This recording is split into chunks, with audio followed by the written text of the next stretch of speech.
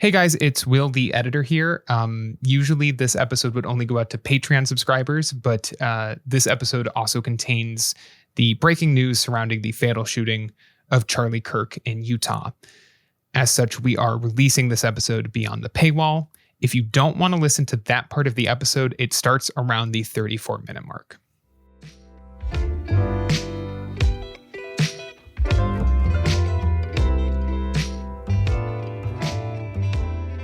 We actually lost someone in podcasting. You guys remember Todd Cochrane?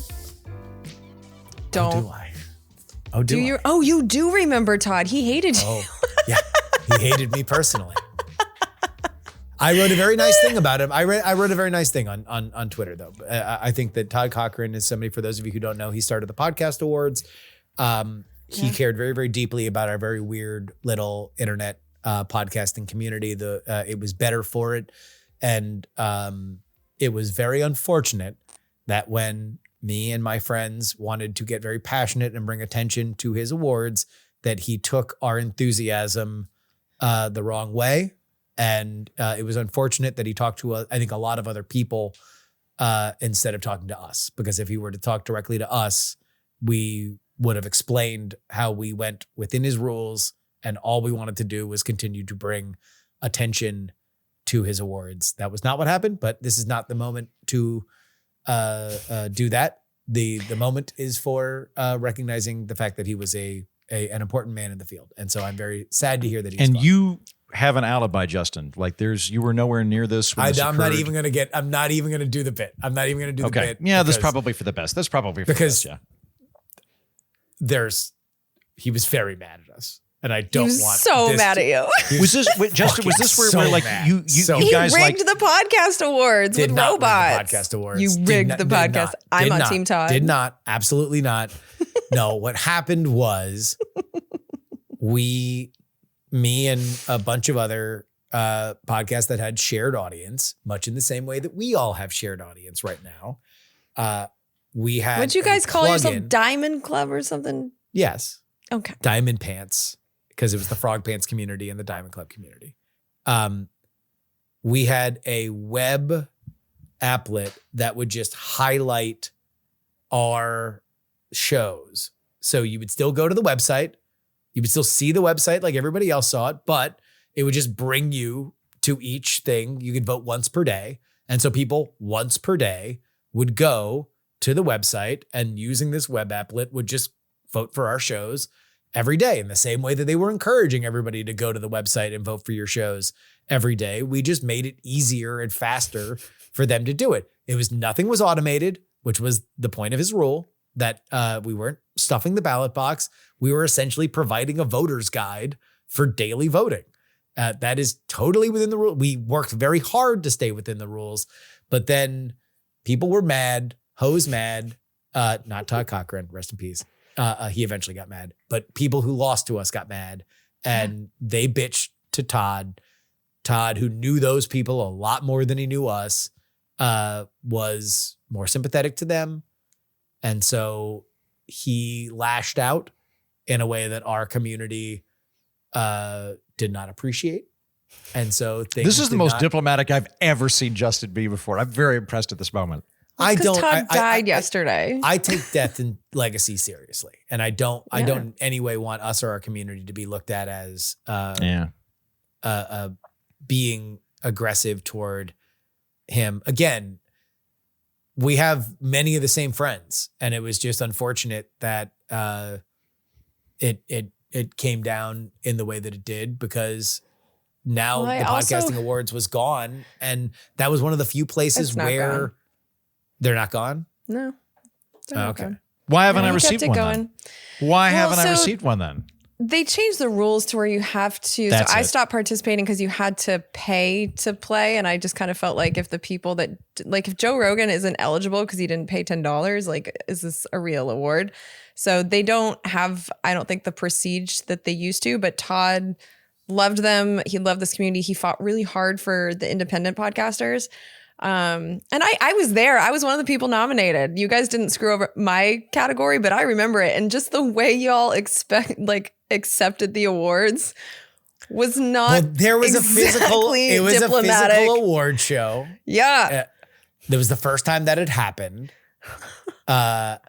You wore funny hats. And Brian Ibbett and Brian Brushwood were there. And as I was watching over the internet, they were kind of on stage once every 5 seconds. Yeah. But we didn't know. It's not like, I mean, like we had a plan. We directed our community to do it. It worked. We didn't know that it was going to work. Like we just tried. We played by the fucking rules, and it turns out we did it better than other people. Like it is unfortunate. What was unfortunate was that at a certain point, Ibbett and Brian were making jokes about how much they were winning every award, and so it didn't. That's what pissed people off. It didn't engender them to the community. And also they were both new to that group. It's not like they had a lot of friends other than each other in that room. So I was not in the room, but from what I was told, shit got a little fucking sour. Like after like the 15th time that they were up on stage, you know, I think at one point. And Brian, they found it so funny. So it just kind of felt like, it was a little excessive. I didn't necessarily think it was rigging. I just found it like, I didn't know Brian at the time, and I wasn't affected directly, but even I was just like, who are these fucking people? Yeah. And why are they kind of rubbing it in our faces that they're winning? Like something felt very off about it. And yeah, some people were bitter, but let me just say this about Todd. Yeah. Because he did talk to people other than you. But that's Todd, man. Like, that's my favorite thing about Todd, is that when I wanted to know the dirt on anything in podcasting, I just go and stand next to Todd, which is exactly what I did a couple weeks ago at Podcast Movement in Dallas. Like, I actually spent a lot of time with Todd this time. And it's when you wanted to know what a man really thinks, Todd Cochrane will tell you what he really thinks. And I found him so refreshing in that regard. Like, he just didn't hold anything back. I think that's why he was a good podcaster, because he was just, there was no bullshitness about the man. I also found him pretty funny, and I'm gonna miss him. I'm really gonna miss him. I used to enjoy finding Todd at the bar and sitting down next to him and just be like, wind him up. Tell me what you think, Todd. He was a good guy. He was really important to this industry. And I think indie podcasters are gonna miss him a lot, because he was fighting for us in ways that we don't even understand. And without his voice, which he never shied, he always used it. You know, so and I think, trust me, I know. Yeah, it was an important voice. And I think some of the tech changes that are happening, like things that are happening with advertisers, like he was always in those rooms fighting for us in a way that he wasn't shy, you know, and you can't be shy in some of these rooms. You have to yell at these people that are financially connected and powerful. And like, Todd didn't give a shit. He said what needed to be said on our behalf. And so I'm going to miss him as a friend. I'm also going to miss him as an independent podcaster. And I'm grateful for everything he did. Yeah, I will double that. I wish I had known him on a more friendlier circumstance. Oh, you guys would have loved each other too. You're so like, you would have gotten a kick out of him. If you didn't piss him off so early. I did. I got many kicks out of him. Yeah, I'm glad I was on Team they were Todd. at my ribs and head when he was calling me an inveterate cheater and ruining his legacy, which was not a great feeling. Yeah, but which you didn't do. That's just Todd. It's fine. His legacy was cemented in his fierce defense of podcasting, of his you know, being the CEO of Blueberry. Like, he will be remembered fondly by everyone who knew him. Yeah. Anybody who's been in this field for long enough and knows kind of the settlers of the land, you know, it matters a lot. People that were there, that were doing things before, you know, anybody else came on in. And so, look, I get to be a middle-class podcaster because there were a lot of people out there that were settling the land, that were doing it for jack shit. And so I only had to do it for jack shit for like 10 years, and then I had a living. You know, they were doing it for 20 years and, you know, had to work harder than I had to work, because I got to learn from the shit that they had already made the mistakes on, and they had already been out there. So Todd is very much one of them.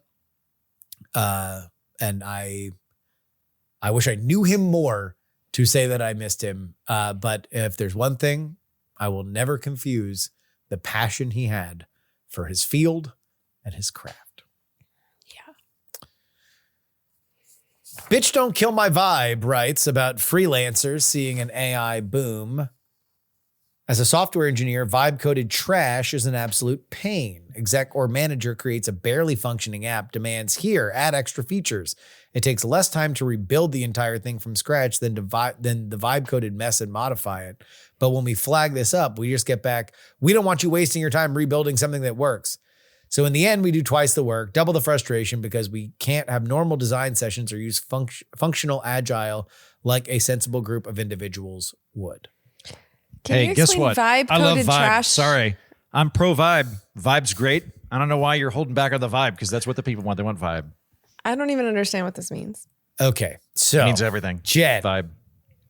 Imagine that you were to create a dream application that was literally just for you, right? So it's not to say that you were trying to fix that you're trying to create anything. Like literally you just want an app that watches C-SPAN and then gives you updates flagged to your personal opinions of what you would like to do, just gives you live updates to say, hey, this person is saying this right now, you can tune in. Just something like that, right? Just coming up with a random idea. You can now do a better job than you could if I told you to go do that without any AI tools. You can go into ChatGPT, or if you wanted to even get more into it, you could use some of these coding tools, and you can what's called vibe coding. Literally just say, here's the idea I have for an app. Walk me through. I have no coding experience. Walk me through how to do it. And it would do a decent job, to the point they're good enough now that you can actually create like shitty versions of these ideas, which is different than what you could before, which is not be able to create it because you had no idea what the fuck you were doing. You wouldn't even know where the tools are. Now you can have a computer create a shitty version of your idea. So that is vibe coding. You are literally just fucking feeling around saying, I wish to have a pony. And then it creates a shitty version of a pony, right? Okay. What this engineer is saying is that executives are doing that, saying, but in an enterprise world, saying, here, I made it. Now add to it because this is a great app. And they're saying, this is not a great app. This is a dog shit app. This is bad for a bunch of different reasons. I would like to take your idea. Now that I know where you're going, I'd like to rebuild a thing from scratch that actually works. So they're working on a shitty foundation, and they want to set their own foundation. And the executive is saying, no, don't waste your time rebuilding my brilliant, beautiful idea. Yeah. Just add things to my brilliant idea. Now, I think that is a failure of management, not necessarily a failure of the tools. Yeah. What I have seen internally at companies that I think do this right is that if you just look at those shitty vibe coded trash apps as a more illustrated sketch of what somebody wants, as opposed to anything that the management is forcing you to add on to, it can be helpful, or at least that's what I have been told by people inside those companies. But yes, there is no doubt that with new technology, shitty bad managers will be even shittier. Thank you for the explanation. My Girl Friday GPT writes, I've taken Justin Heaton's advice and I've been using ChatGPT as an assistant, like a real assistant. But unfortunately, it also does not react well when I send it dick pics or to try to have it edit my sci-fi horror erotica novel, Frankenpenis. The thrill is diminished, but I do have way less sexual harassment lawsuits. So you win some, you lose some. You know what's funny is I just helped a dear friend of mine bury a bunch of smartphones that were his assistants. His name's Gary Condit. And we went out into California and just buried holes of these chat GPTs in the holes. It was so crazy. Yeah. I think it would actually do a pretty good job of helping you edit your sci-fi horror erotica novel, Frankenpenis. Like that actually is a good use for ChatGPT. Yeah, I kind of want to okay, we've talked about Chuck Tingle before on the show. I kind of want to make a go at that. I think I could make the thing I learned from publishing the last 3 years is funny coffee table book that doesn't take a lot of effort but has a funny title sells a lot better than very, very laborious nonfiction book. Yeah. Done with that. You guys got one book out of me on that. You know what's really big is these romantic novels. Well, no, it is porn. It's essentially fantasy porn, but it's for women, not for men. Oh, yeah. They're like, it's like huge. It's gigantic. Women like reading their porn. Oh, but like it has to have a fantasy angle to it. So it's like a young girl from the countryside finds out she's a fairy princess and then gets pulled into a world of demons, but she fucks the guy that kidnaps her. And like, there's a lot of that. That's like huge right now. Apparently there was a huge spike in erotic literature once Kindles were invented. Because a lot of women were embarrassed to buy bodice rippers at the store and have it go like they felt they'd be judged. But once you could download the 8-inch or the 12-inch soldier or whatever the name. I got to work on my 12-inch soldier. Yeah, the 12-inch soldier. Rabbit. Then it skyrocketed. Yeah. Well, that was the beginning of the Diamond Club book that we got to number 3 on the iBooks charts. Did you rig those charts too? Sold the fucking copies because we do shit the right way each and every fucking time. Each and every time. R.I.P. Todd. Girl Scouts of the USA is debuting a new cookie for its upcoming season. The organization announced Tuesday that Exploramores, a Rocky Road-inspired cookie, is being added to the lineup when its annual sales begin in January. The new chocolate cookie, which is a creamy filling with notes of chocolate, marshmallow, and toasted almond-flavored creme, reflects the spirit of exploration at the heart of every Girl Scout, according to a press release. Nearly 700,000 Scouts participate in the cookie sales each year. Jen, do you buy Girl Scout cookies? And if so, which is the best?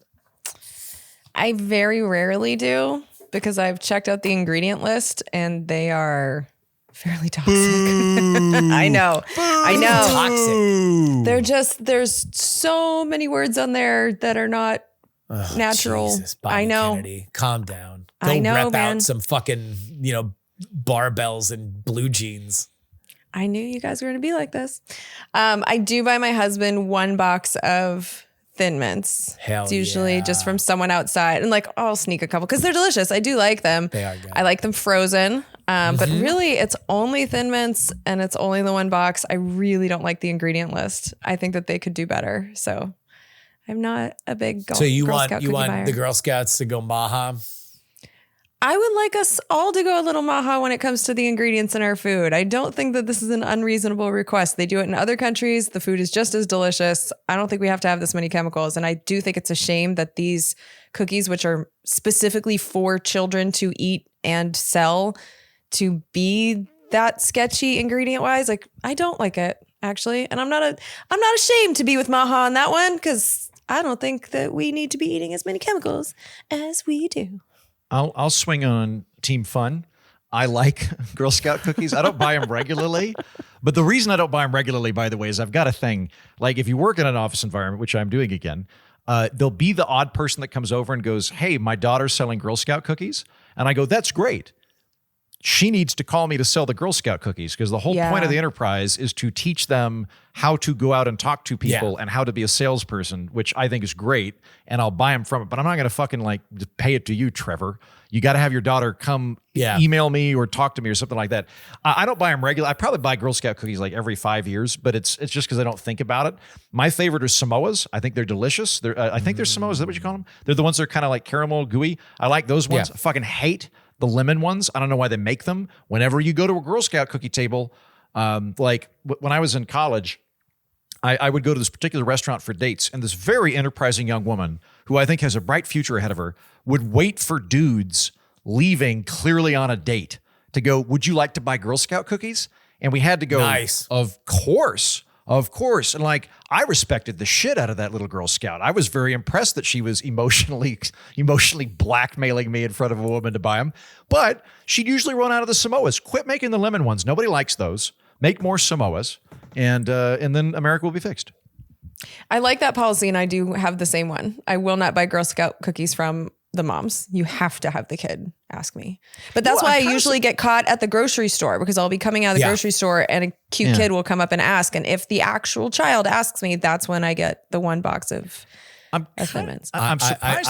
I will eat as many Thin Mint cookies as are put in front of me. They are delicious. I love them. I love them frozen and dipped in coffee.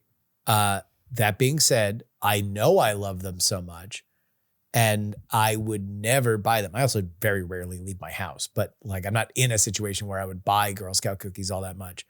But you know who does buy them in fucking bulk is my wife, who will just have 8 boxes of Thin Mints that I'm like, you're not going to eat all of them. I'm going to have to eat through every single box. And then I just do with it. I know, but I don't, I mean, like, if I'm trying to watch my weight, I can't even be eating Thin Mints. And then every once in a while, I'll remember that there's Thin Mints in the freezer, and I'll just like have to, it takes all of my willpower to just not house an entire sleeve. Me too. When I was on Weight Watchers, I had to ask people to like, please don't bring these around me. Don't ask me to buy them. Like, I cannot have them in the house. I'm surprised that they're still doing so well in sales. The reason I say this is the Boy Scouts of America that I went through, I'm an Eagle Scout, is no more. There is no BSA. It went bankrupt. It doesn't. Literally on cue. On cue. A Thin Mint has arrived from my wife. Perfect. But like the BSA went under, and it got reconstituted as the Scouts of America, and it's now co-ed. And this is something that I heard from women growing up, where like, because I was in the Boy Scouts and I talked to Girl Scouts, and like most of the Girl Scouts I talked to thought it sucked comparatively.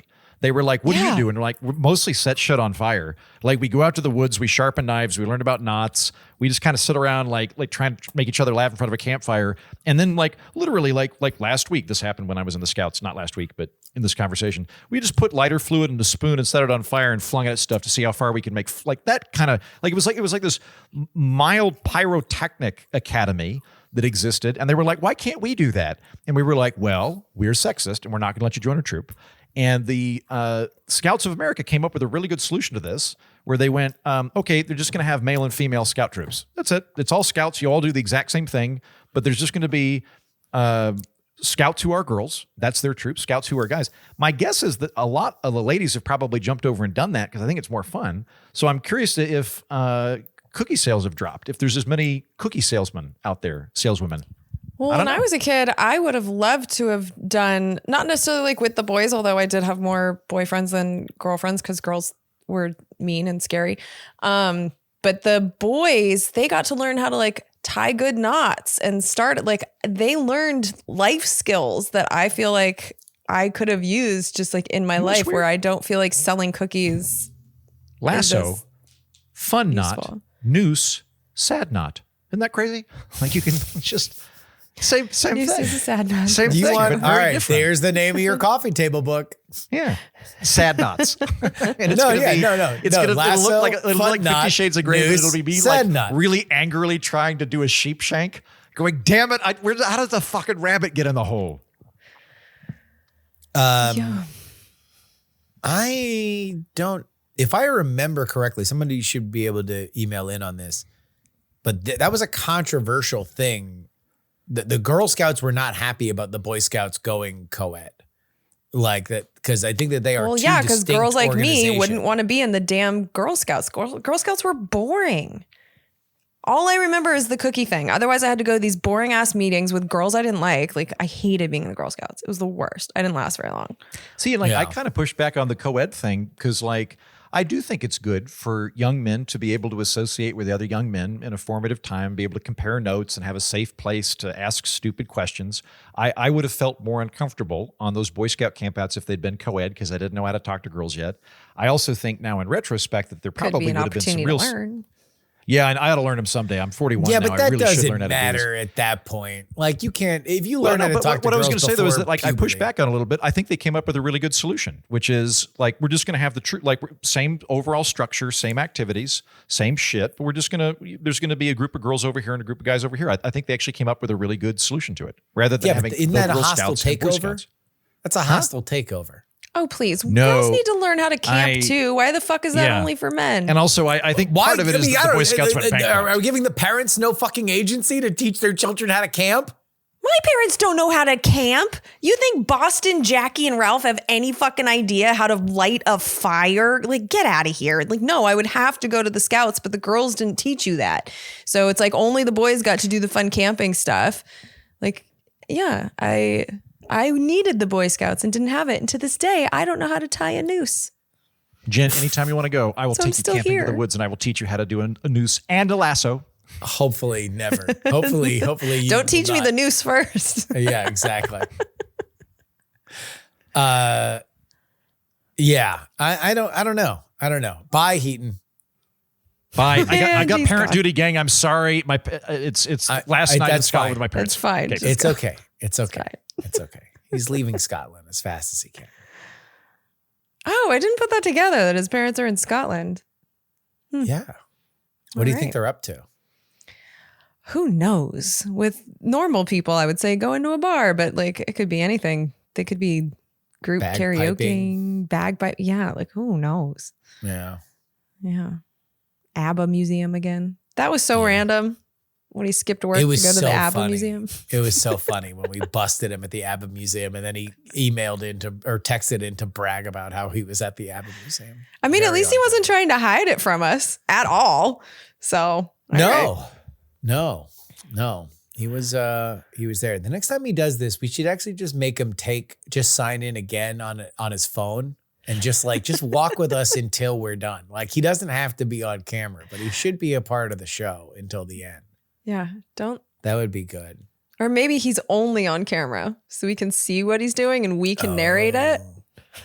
Would you ever want to do those like live streams where people like you just have like a camera on you for like your entire day and people are just commenting and like telling you what to do and stuff like that? Is that something that have you ever done any kind of like live streaming? I guess aside from like our election specials? I don't think so. Nothing. Maybe you'd like it. I just don't think my day's all that interesting. Like today, you're going to see me sitting in this chair for 4 hours and then I'm going to go to the gym. These people that do this shit, they watch YouTube videos all day. That's what they do. And they make a decent money. Now, it's hard work and it is annoying to stream for the kind of hours that they do stream, but it is a living. I don't actually, now that I think about it, you would not be good for it because you're very particular about your interactions with the hoi polloi. And streaming is like you're like raw snorting feedback. Like it is just like a live chat where you're nervous that it's not busy enough and then it's too busy and then they're saying things that you don't want them to say. Like you get mad at me when I send good email to the wrong email address for you. I'm trying to send compliments. You didn't even like respond to that from the fucking We're Not Wrong email. And I sent it to the wrong Jen Bridey email. And you're like, can you please sort my mail appropriately? Because I don't want anything work related in my personal account. I definitely try. I know, but I try and silo the feedback from strangers from stuff that's from people I actually like know. The feedback has always been hard for me in this job. I want to talk about Congress, but the whole kind of having a level of fame thing, I'm adjusting to it slowly, but it's the worst part of this job for me. I don't like it. So you're right. I don't think live streaming would. Yeah. I don't think that's for me. What's the worst people commenting situation on like what I'm having for lunch? Like get fucked. I wouldn't react well. So. Oh yeah. I got a thing the other day. Because sometimes I say things that I shouldn't, not because they're bad, but because they give people more of a thought. Oh my God. There he is. He's in the car. Yeah. Did he hear us? Yeah, on my way out, I heard your shit talking. And so I decided to jump on. There he goes. See, this is fun. Welcome back. Jen, this would be like if you were a live streamer. This would be kind of like your life. So now we can be Heaton's comment section. You were in the taxi in Edinburgh. Do you not feel more cosmopolitan? Do you not feel more alive? Yeah. I definitely feel like it's later in the day than it is here. Yeah, I've been meaning to talk to them about that. It feels like it's darker here earlier than on your side of the globe. I don't know. Maybe the Parliament can get involved in that. Real quick, the Parliament here is fucking hideous. Justin, you've been to Edinburgh, right? Can you flip your phone? Just Riverside is yelling at me. Flip my phone, so I'm like this. So you're horizontal. No, you're horizontal, not vertical. Yeah. There we go. Okay. Oh, yeah. It didn't do it. Never That's mind. not Fucking better. whatever. Not okay. Sorry about that. Leave it the way it is. It's okay. Okay. It's fine. I don't think we'll pass by the Parliament in this particular excursion, but it looks like if Gene Roddenberry designed an apartment complex for people he hates, just hates them. That's an immediately evocative picture that most people can make in their head immediately. They could absolutely relate that to. Like I was talking to, at the meetup last night, I was talking to a couple of guys, and they're like, we think maybe we should move the capital to Stirling. And I'm like, you should. Your Parliament's shit. You don't deserve to have it here. Wonderful city that Edinburgh is. If Congress were that ugly, we'd move it to Iowa.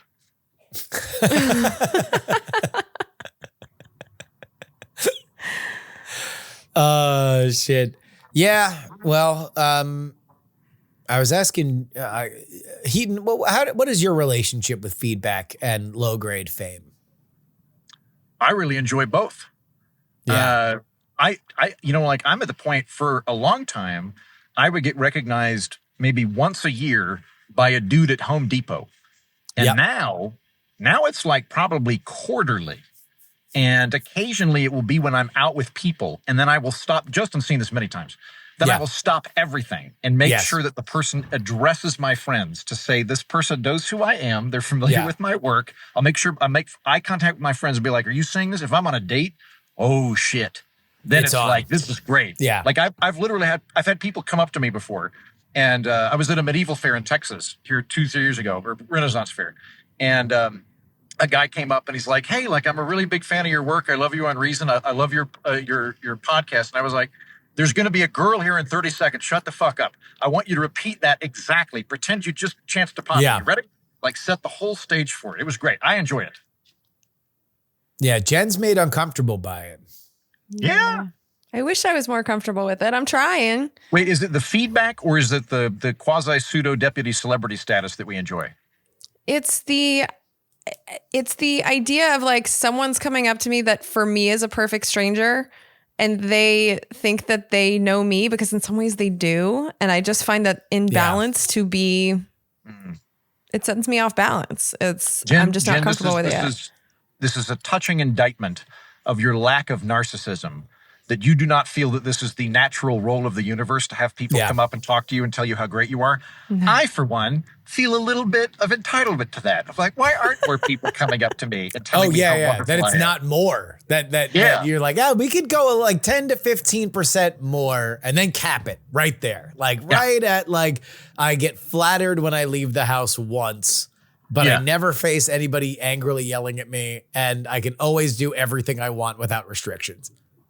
Yeah, you know what I get paranoid about is that I'll hear that someone has listened to my show, and so I start running over all the things in my head like, okay, what could this person know about me? Because I don't want to be telling stories that they already know and boring them. Like it drives me crazy to think that I might be repeating myself because they've heard stuff on the show. You just got to accept that. Like, because I'll do meetups, right? And I'll talk to people, and I'm like, one thing, they feel ill at ease sometimes because I might bring up a podcast I did that they didn't listen to, and then they're apologetic about it. And I'm like, it's fine. You don't have any homework. There's no obligation to ever listen to it. I'm glad that you do. I do not anticipate you knowing my full canon of work going back 7 years now. You don't need to know it. And then I just go, look, I'm really sorry. I tend to repeat myself, and I have I actually don't know what I've said on my show. Like, so I'll start telling people my anecdotes and witticisms and whatnot insofar as they exist. And we'll be like, I'm sorry if I repeat myself, but I don't know what you've heard from me before. And I tend to recycle material because it's easier to find new audiences than new material. That's real. News coming in over the wire here. It's always an uh-oh in the Trump ears.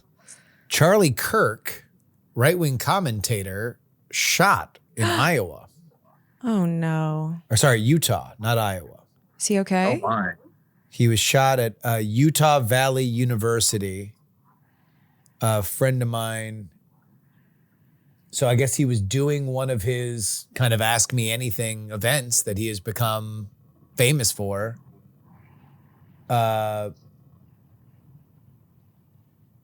yeah, somebody came up and shot him. Is he okay?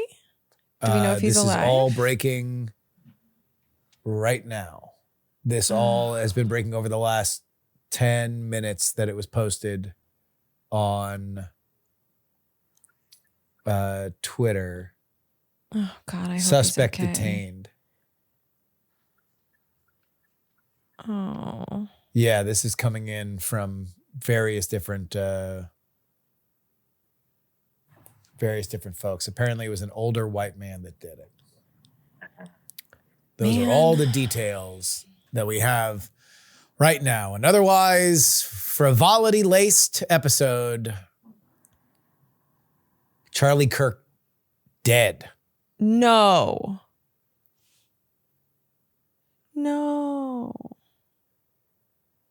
I don't see that. There's a pretty graphic video. Oh my God. Oh my God. Jesus Christ. Oh my God. Yes, I just watched a Faces of Death video of Charlie Kirk. Oh my God. This is another reason I'm uncomfortable with fame. That is terrifying. Good Lord. Oh my God. I wish I didn't see that.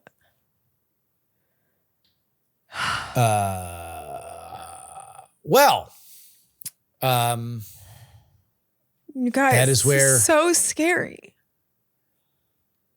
He does the same thing we do. I mean, he's a bigger dick about it, but like.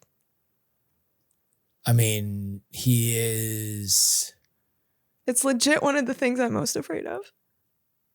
What a crazy thing to happen as we were talking literally about this, about these interactions. Obviously, this is horrible and it's very sad. Heaton, thank you so much for joining us. We will obviously probably talk about this next week, but I think so. Hey, Jen, I might drunk call you instead of Justin later tonight, just to kind of check base with you. I'm okay. We sit on stages that look like that. I'm identifying with him. We saw him at the RNC. He's a human being. I'm just shook right now. I feel so bad for him. All right, Heaton, we will catch up with you. Thank you for joining us on your way to visit your parents. Wow. I'll see you guys later. Bye. Yeah. Bye, I love you.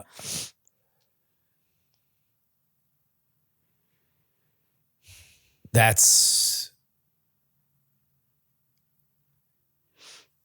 intense. That's really intense.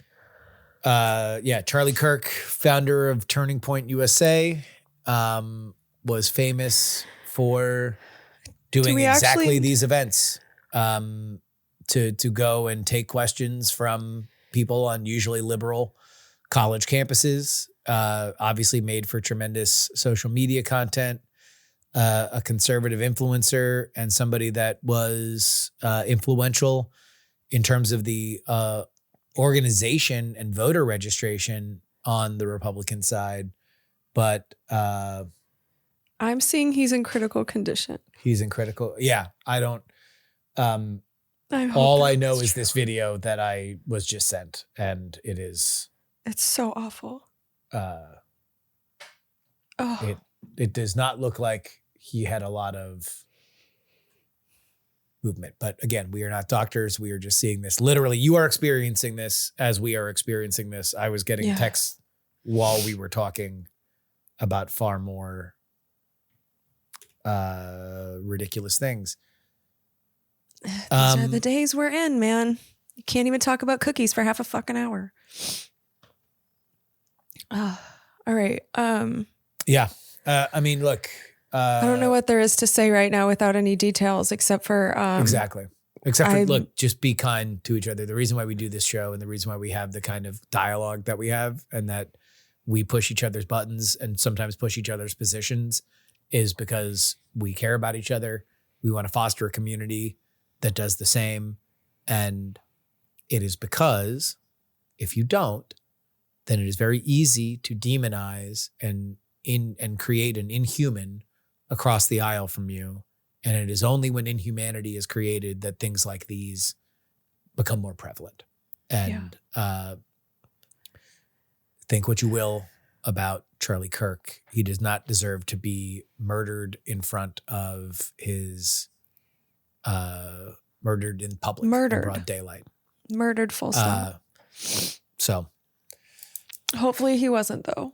Hopefully. Well, obviously we wish that we were able to have something better to talk about, but see you later. Thank you so much for supporting.